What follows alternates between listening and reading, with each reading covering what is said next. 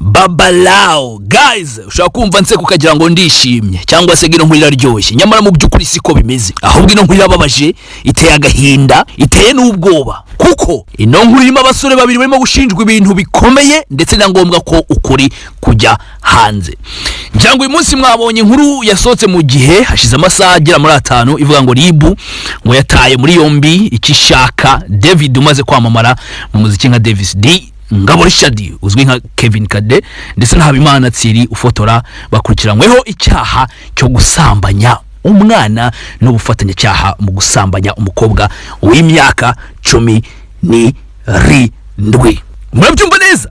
Muri beta muri yombi Kevin Kade na Davis D ndetse no bita Thierry bashinjwa gusambanya umwana w'umukobwa w'imyaka 17 cyangwa se mu magambo make umwana w'umukobwa utaruzuza imyaka y'ubukure mu Rwanda akaba imyaka 18. Bishatse kuvuga ko uyu Kevin Kade ndetse na Davis D n'uwo Thierry biramutse bibahamye ko bararanye uyu mwana w'umukobwa bakaryamana nawe ataruzuza imyaka y'ubukure 18 bahanwa bikomeye cyane cyangwa se imyaka myinshi behind bars. Nyamara ndagira ngo mbibutse ko ndetse nabisabira kwitondera amakuru nkaya ngaya, kubera ko muri iki gihe tugezemo mu kinyejana cya 21 na technology iteye imbere gutya, gutanga amakuru bisigaye bicicikana kuri faster bisigaye bikomeye cyane kumenya amakuru y'ukuri ndetse n'amakuru y'ikinyoma cyangwa se fake news. Kubera ko ngewe ino nkuru iyi ngiyi murimo kubona yanditswe n'igihe yuko Ribu yataye muri yombe Kevin Kade, Davis D na Thierry nibyo bashinjwa byose n'ukuntu bayivuga, nanjye mfite version yanjye ihabanye n'ingi, ndetse iyo version ikabiva ku bantu ba hafi bazi no story neza, ndetse mu byukuri nuramuka uyikurikiranye neza nkuko ngiye kwikubwira ugasesengura neza uraza gusanga ko abo bantu ukurikije na motive bafite iyi nkuru ikwiye kwitonderwa. Ati kwereke eno nkuru ngiye kuyigubwira neza, nawe nk'umuntu ufite logique uze kugira gute kwifatira conclusion. So twagiye ndayivemuze twagiye ku itariki 18 z'uku kwezi cyangwa se z'ukwezi kwa 4 umwana w'umukobwa yateruye telefoni ahamagara bita Kevin Kade, aramubwira ati sheri muko nshaka kuza kukureba nguri hehe. Kevin Kade aramubwira ati nibereye mu Kagarama Kicukiro ndi muri studio, ubwo ni studio yo mu rugo no bita Davis D. Ubwo we bita Kevin Kade na Davis D bari muri studio ari babiri barimo gukora ku ndirimbo yabo, amakuru ndayafite iyo ndirimbo barimo gukorana. Ati nibereye ushaka kuzwa hansanga. Umwana mukobwa agira gutya araza asanga mu rugo o bita Kevin Kade no bita Davis D. Ngugo nyine umukobwa yarahageze asanga abasore bibereye kuri vibe zabo nyine, urumva ari vibe ingira umuzigo wabo barimo gukorana bibe muri studio, ibintu byose biraryoshye. Umukobwa nawe araza baraciringa nyine bisanzwe muri studio. Nyuma y'amazabiri rero ngo umukobwa ngo yarabasezeye ushango Kadengo ngiye ona mu hoteli ngo ni kuri kamera ngo haba anniversaire yo mushiti wanje. Umukobwa baramusezera mu mahoro, baramusezera afata kamoto yerekeza hano. Ageze hano kumbi mutega amatwi neza, ndetse abari inyuma rwose muzamure volume kugira ngo hatagira ikintu kimwe kibacika. Abari inyuma murimo muranyumva muzamure volume. So ubwo umukobwa wacu bageze hano hotel, ageze hano hotel hari habereye anniversaire cyangwa se birthday y'umusore bita Thierry Habimana. Murimo mubyumva neza, uyu musore bashyize mu nkuru cyangwa se bavuze ko we na ba Davis D ndetse na Kevin Kade ngo bafashe umwana w'umukobwa ku ngufu. Mubyumve neza. So umukobwa agezeyo rero ikirori kiraba baraciringa vibe birthday ibibera muri birthday byose murabizi ni byiza cyane biryoshye.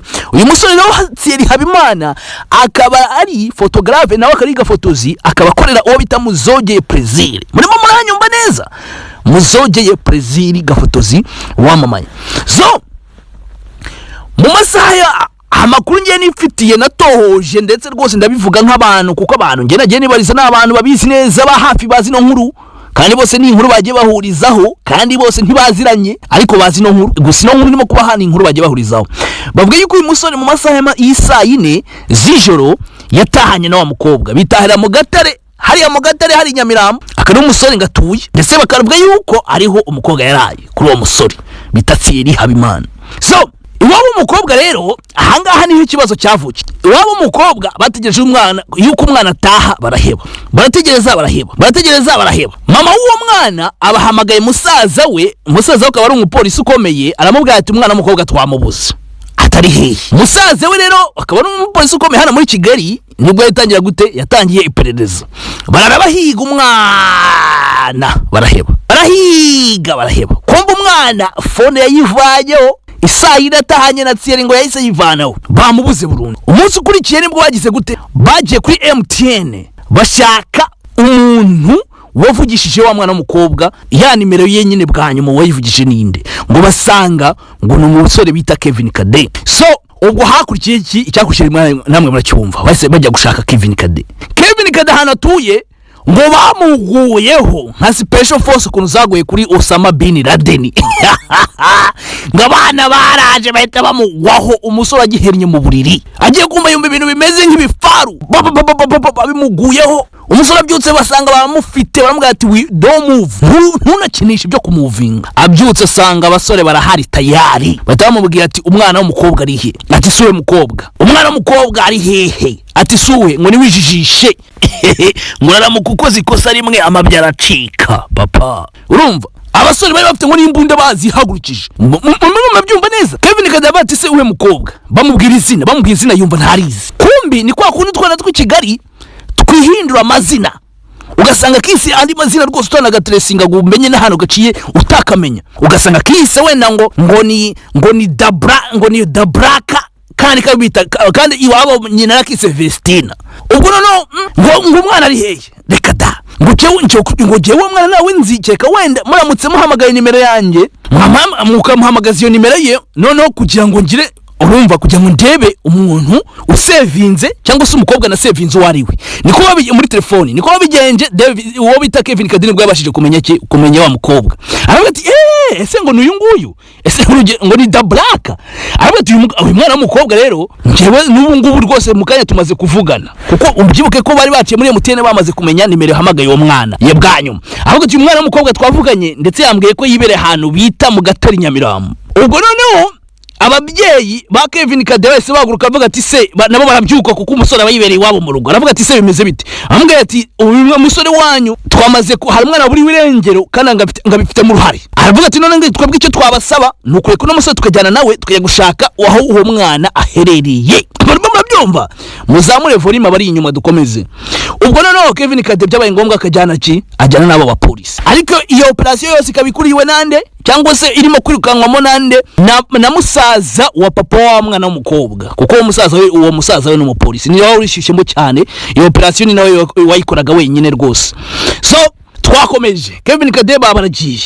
Kevin Kade agenda yijijisha ahamagara wa mukobwa yuko ashaka ko bajyana je mu kirori.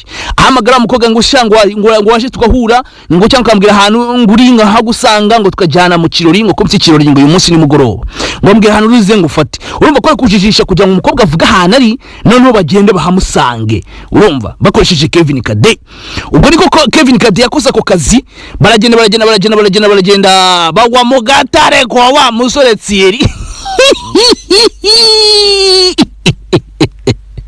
Ariko icyo gihe hari inkuru nababwiye, uwo munsi nanone uwo bita Thierry mu gitondo cy'uwo munsi yari yabyutse asiga wa mukobwa, amusiga mu buriri yari yagiye mu birori gufotora, ntago byari birori mu mbabarire, yari yagiye gufotora mu muhango wo gushyingura sebukwe ya Tom Close sebukwe yari yitabye Imana. Ubwo no muhango yabyutse yerekezamo asiga umukobwa mu buriri, ariko amusiga siko umukobwa araza kubyuka gataha. None uwo musore atashye nimugoroba asanga umukobwa aracyahari. Asanze umukobwa hari, aramubwira ati se ko nagusize hano nkaba nzi kurataha ukaba wiriwe hano umunsi wose bimeze gute kujya udataha? Kumba umukobwa nawe yari yavanyeho telefoni yigumira mu nzu y'uwo musore kwa Thierry, yanga gusohoka arayigumira nyiri ari jamira rwose nari kiri bibubwiye. Ubwo Thierry atashye nimugora yiviriye rero muri uwo muhango wo gushyingura sebukwe Tom Close, yasanze umukobwa. Kumbi ubwo mbibutse yuko ya operation kumuhiga imeze nabi rwose, barimo rahiga ahantu hose. Urumva umukobwa rero nibwo ya operation baraje, ubwo hari twa tugeze baraje barahamusanga muri urwo rwo kwa Thierry, na Thierry ahadi baba bafatanye ari mu masaha, ubwo hari nko mu masaha 3 n'igice saa 4 z'ijoro. Urumva kuri uwo munsi sasa ibintu birakomeye, mwumve neza. Ngo barahageze baragota, abana baragota baba polisi, ngo niko gukomanga urugi, umusore bita Thierry ngarabyuka rwose yambara akabogisa araza afungura umuryango. Afunguye umuryango bahita bafata kuri bogisa barazamura. Ati wa mukaritasi we, umwana w'umukobwa ari hehe? Atuvuga atari mu cyumba. Kumba umusore yari ngo yamugize nka madamu. Yari ifite umugore rwose atakoye, atatangiye inkwano. So twumve, reka tuwe serious dukomeze. Ubwo Thierry baramufashe, umwana we wamuguyeho. Ati Thierry ugasobanura neza ibi bintu aho biva niyo bijya, uyu mwana mufite mu biri gute? Thierry ajya asobanura ukuntu umwana ngo bahuye, nk'uburyo byagenze guryo kada. Bahita bamanura babajyana kuri polisi, kuri brigade. Ubwo noneho ikintu cyatunguranye, aba polisi bamanuye uwo musore Thierry bajyana n'uwo mukobwa, bahita bagumana na Kevin Kade no bahita bamuguma. Kevin Kade ubwo baraye kuri polisi muri iryo joro n'uwo mukobwa ndetse no Thierry. Noneho muri kubabaza ibintu byinshi, abakagenda bavuga ukuntu story zagenze, aho bamenyaniye n'ibiki byose, ngo ese byagenze gute. Ariko umunsi ukurikiye nani bagiye kubabwira ko uwo munsi muri icyo gitondo, uwo munsi wakurikiye nanone bamaze gutabwa muri yombi baraye kuri polisi. Ubwo babajyanye kuri Isange One Stop Center, hariya nimba ari One Stop Center Isange, bajya kubapimisha. Barabapimisha ibiki byose ibyo bapimye ibyo barabizi.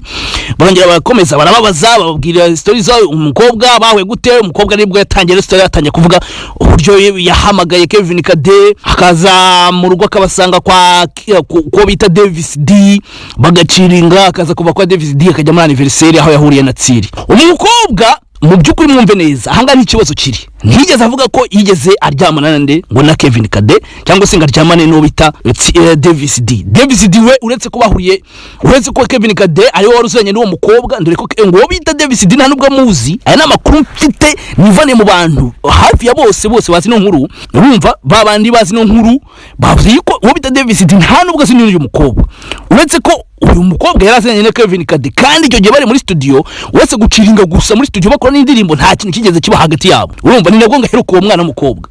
None ko Davis yaje kuza muri nkuru, ni gute rero iyi nkuru we yaje kuyizamo gu Davis D gute? Ubwo muri ko kugumana Kevin Kade kuri polisi no Thierry no mukobwa bakavuga story kuntu zagenze. Urumva nyine ubite Kevin Kade yavugaga, yakomeza kugarura izina Davis D avuga yuko ariho bari yuko Davis D amubera umugabo, yabihamye rwose ko nta kintu kize kiba hagati yabo. Ubwo noneho wa musore nimba ari umusore nimba ari umugabo, nyirarume w'uwo mukobwa akaba ari we musaza wa mushiki, akaba ari we musaza wa nyina w'uwo mwana, nimba byumvikana neza, yashatse kubigira big deal. Urumva muri ako kanya yarimo gukorana n'umukozi w'umugore ukora muri RIB, barimo bakorana nyine, ari we urimo kubikurikirana babishyushyemo cyane. Ariko ibyo bintu yasiga nkaho yihaye ubuyobozi cyangwa se ubushobozi. Mu byukuri abayobozi bakuru ba polisi nibabizi, nta muntu n'umwe ubizi. Mu byukuri we ikinagamije nuko uwo mwana cyangwa se uwo mukobwa cyangwa se arimo arakorera kuri emotion yuzuko uwo mukobwa afite icyo bapana cyuko ari babyita ngite mu Kinyarwanda, ari uwo mukobwa ari nise we ni yesi cyangwa se ni mwishywa we. Ubwo mu Kinyarwanda abazi Kinyarwanda mumbwire neza, kuko ni musaza ni musaza wa nyina w'uwo mwana. Urumva we ikintu yapushingiraga ibyo bintu nuko afite icyo apfana n'umwana w'umukobwa. Ubwo noneho uwo mukozi wo muri RIB ni nanze kumuvuga izina gusa ariyizi, yakomeje kugenda kubita agatoki ku kandi ngo na ba Davis D bose bagomba kubijyamo, ngo shanga abashenzi b'abastari, ngo ibintu ngo bigize birirwa batwangiriza abana b'abakobwa, ngo n'ibiki ngo nari mbarwaye, ngo ndabarwaye, ngo nawe mushyiremo, ngo Davis D ngo nagomba kujyamo. Mu byukuri mwumvize twumvikane neza, uwo mwana w'umukobwa ntiyigeze yemeza ko nawe ubwe hari amakuru agenda yandikirana n'abantu benshi cyane batandukanye, inshuti ze n'ibiki byose, avuga yuko ibi bintu byose barimo kuvuga n'ibyo wanditse mu gihe n'ibyo byose ari ukubeshya, yuko ntiyigeze aryamana cyangwa se nga agira ikintu na kimwe ahuriraho no bita Kevin Kade, uretse ko baziranye. Ndetse bagakomeza kwibaza ukuntu izina rya Davis D rikomeza kugarukamo hano, mu gihe wakagize icyo abazwa kuri uyu mwana cyangwa se kuri no process yose ari umusore bita Thierry wamburaranye uwo mukobwa ndetse binazo, ari naho bamusanze iwe mu rugo n'umukobwa akababyemerera. Ariko amakuru naje kuvumbura arimo kongeraho ngo nuko impamvu Davis D na Kevin Kade ino nkuru bakomeje kuyizamo ngo no kugira ngo bayongerere ingufu, ngo kuko ari abastari. Kuko uwo mugore wo muri RIB ngo yavuze yuko ngo yararwaye abastari, ngo yararwaye ngabahanzi, ngo ngingo n'abahanzi nayo barwaye. That's true story. So mu magambo make Davis D udafite hana huye n'uyu mwana mukobwa, uretse ko ngo yaje kureba Kevin Kade gusa kwa ko baziranye ari we mu rugo, ngo nawe ngagomba kuzamo, ngo bakandika inkuru mu gihe yuko ngo yafatanye ngo bafashe ngo umwana w'imyaka 17 ku ngufu nako ngo bafatanya cyaha nk'ibyo bakabiha title imeze kuri yiteye ubwoba ngo kuko ngagomba kujyamo kuko uwo mugore yavuze yuko ngo yaramaze igihe ngarwaye abahanzi. Mu magambo make uwo bita Kevin Kade ndetse no bita Davis D barimo barazira yuko ngo umugore wo muri RIB ngo yararwaye ngabahanzi igihe kirekire bigapushingwa na musaza wa nyina w'uwo mwana ngo kubera ko umwana bafite icyo bapfana. So mu magambo make anga na justice irimo harimo ikintu cyo gukoresha power ngo handi uvuga ati ngo ntango njewe ngo mfite mwene cya kintu abantu bajyaga bavuga ati ngo ntago wankuraho ngo mfite ngo mwene wacu ukomeye. Naga y'icyo ngo no munokoze ijyaje ngo ntacyo yakoze no kurebana yuko ngo ufite mwene wanyu ukomeye ngo akaba ari umuyobozi ukomeye ngo muri polisi ngo akariyo muhamvu ngo zina rye ngo Davis D na Kevin Kade rikomeza kugaruka mu hano. Noneho harandi makuru yangezeho rero gusa sindabasha kuyasuzuma neza ngo nyahamye nimba ari ukuri. Ana makuru avuga yuko no mwana w'umukobwa bavuga ko afite imyaka 17 ngo adafite imyaka 17 ahubwo yirengeje ngo bashaka kuba bamugabanyirije imyaka kugira ngo ibi bintu bihingufu no kugira ngo uwo mugore ngabashe ngo kugira ngo yihimure cyangwa se anere bano basore. Guys biba yari ukuri koko ko uyu mwana arimo kubeshya ko afite imyaka 17 kandi yirengeje. Ndakubwiza ukuri ko Imana yuko n'abantu baza gusanga bari mu bibazo bakekaga ko barimo gukanga cyangwa se bakeka ko bagiye kunya ku bahanzi ahubwo bikarangira aribo banerewe nduraho nibereye. So guys za iyi nkuru rero iyi nkuru yamaze kujya hanze hirya no hino ku gihe ubwo n'ibindi binyamakuru biraza kwifata biyirukankane ugena bati ye baba we ngo Davis D ngo yafashe ngo na Kevin Kade ngo bafashe umwana ku ngufu kajya wena ngo ni threesome kajya ngo wena ni threesome uwo mwana wenda baramuraranye mu buriri reka da yaje muri studio bibere studio baraciringa bisanzwe ari na Kevin Kade ko nawe baziranye gutyo bisanzwe umukobwa arabasezera aragenda ajya muri anniversaire y'umusore ukorana na Muzoge Brazil. Urumva ni nkuko wajya kumva Muzoge Brazil nawe bamushyizemo ngo nawe ngukora ko umusore akorana nawe ngo nawe ngabirimo ngo mubafashe umwana w'umukobwa. Guys ibi umuntu akoze icyaha bari ukibazwa ibyo kuvuga ngo gusanzwe ngo abastari ngo bagendaho ngo ari ubarwaye ngo kuko ari urwaye ngabahanzi wenda niba ari umuhanzi wenda ashobora kuba ntabimenye wenda ashobora kuba ari umuhanzi wenda waterese umukobwa w'uwo mugore ngo ukora muri RIB uwo mugore urimo gukora muri RIB ariko RIB nayo rwose yagakwiye kwisha agaciro. Sinumva ukuntu umukozi ukora muri RIB agomba kuvuga ati ngo yararwaye umuntu runaka ngo yararwaye ngabahanzi muri rusange agatagetinga abantu mu by'ukuri ibaze gusora inkuru nk'ingiyi mu gihe inkuru nk'ingiyi igasoka mu gihe kugira ngo byumvikanishe yuko ngo Kevin Kade ngo ndetse na Davis D bafashe umwana w'umukobwa ku ngufu biturutse ngo ku muntu ngo usanze ngo urwaye abahanzi. Guys ibyo birumva si iyo niyo nkuru rero iri hanze niko kuri hanze abantu bose barimo barabivuga abantu bose niko kuri rwose kuri hanze bakibaza umuntu watinyutse gushyisha inkuru nk'iyi mu kinyamakuru ng'igihe ngo bayandike mani nta n'umuntu wajya mu rukiko nta n'umuntu n'umushinjwa ikintu na kimwe nta n'umuntu gutya ari ibintu by'ibihuha biri aho ngaho gusa. Guys ngaye nguko rero ni Dekati Bravo ubwo nyine by'iyi nkuru turaza kubikurikirana neza 5 kuri 5.